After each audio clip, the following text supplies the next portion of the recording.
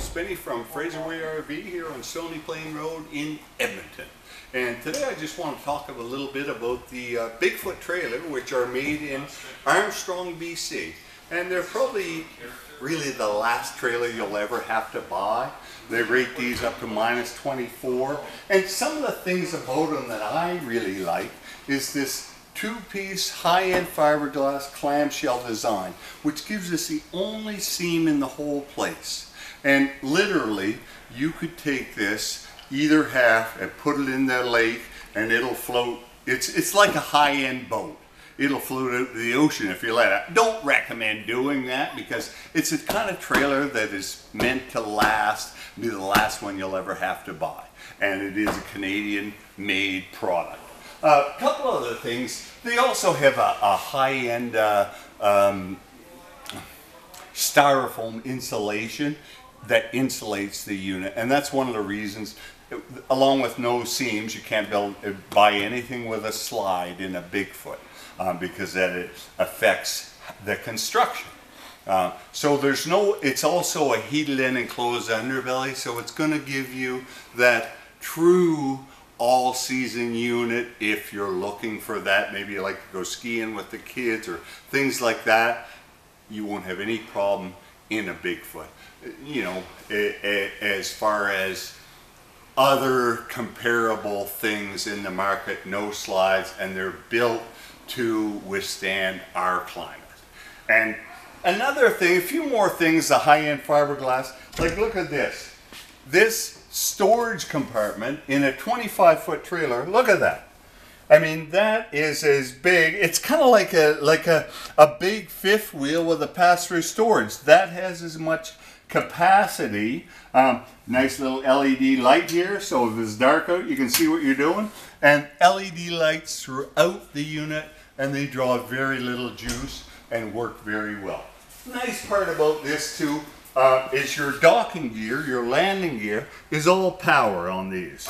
So it'll go up and down, and you have the nice light to see what you're doing, because it's not always daylight when you're camping, right? Everybody remember those late nights, getting there at midnight? And yeah, anyway, that's the point I'm trying to make with that. Nice cap that cuts the wind pretty well, and it's closed. High-end fiberglass, so nothing's going to get dirty or damaged. You got two 30-pound propane tanks with the auto switchover regulator. Your battery box and everything is right here under this front cap that's included with the trailer.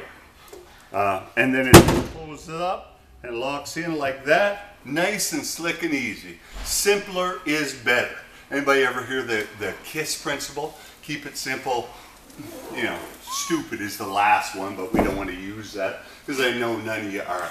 So this one is on hydraulics, and I particularly like a front window in mine. Nice high-end fiberglass front cap is going to cover it when you're traveling. Obviously, you want to do that, but a 25-foot trailer that you can open up like this to give you lots of light in the sunshine, or watch out and watch what fish you're going to catch tomorrow in the lake.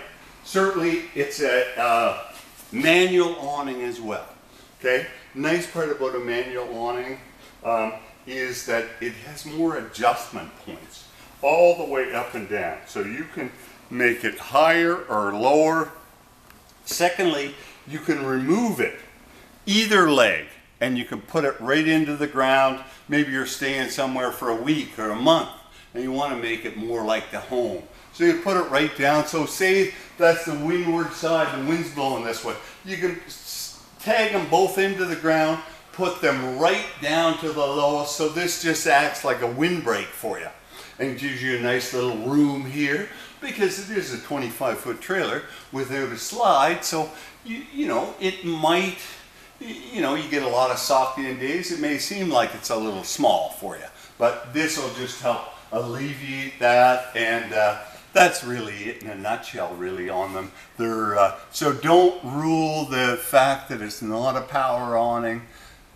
Simpler is better when it comes to trailers, and I mean that very sincerely, guys. So they have lots of adjustments. Certainly Entry assist handle is another real good thing on them. A lot of features on the Bigfoot are standard features, like the heated enclosed underbelly, like they're all prepped for a satellite to go with your CD DVD player. They're prepped to receive a satellite if you want to put one on, depending on where you're traveling, where you're from. Can easily do that for you because they're prepped already for it. Storage. We're always talking about storage in these. So look at the storage in here. Just your front compartment. And what do you see there? Solid plywood. High-end wood finishes on them. Look at this. Stuff like this. Like you open those doors, they stay up. And they don't... There's no gaps or seams in between up top. It's a nice soft touch finish. And look at that. They shut. And you hear how that shuts? This is a trailer that's built to last. Lots other things about it. Little TV, if that's your thing. They've got the stove and oven on it. A microwave. Certainly, if you're looking down here, full bell ring door guides that open all the way, and that's built to last. And then you shut it, and it has a little hook so it doesn't come out easy. Last thing you want is for the doors to be flying open when you're going down the road. So you have to give it a good tug, and it shuts. Like, look at that. It shuts. So, and you can't. I'm giving a pretty good little tug on that. You have to give a pretty good tug, which is what you want. So doors like this open, they have the hidden hinges, and they shut themselves. More like you'd find in a high-end home, high-end trailer. See that? Built to last. LED lights draw very little juice, and they light things up like amazingly well. I'm not going to go into the whole thing. I mean, certainly they're a very good unit. I like this floor plan. It's called an RQ, 25RQ, so it's about 25 feet, but it's a rear queen bed and designed so you can walk around the whole trailer or the whole bed and get at it. You know, you do have some storage underneath here. You don't have to get in there because you have drawers here for the socks and whatnot. Okay? And that's on a hydraulic, so it keeps it up, out of the way. One last thing I'm going to talk about, the day-night shades. So 3 nice big windows here, so you can see all around your campsite. Secondly, they have a day shade, so you can pull it down and see outside in the daytime. Maybe you want to have a nap, but you don't want to be out. If you want to be out, and you're out there in the sunshine, well, you can pull the night shades down and it'll darken everything right up in here. And easy breezy, you don't have the clanking around Venetians.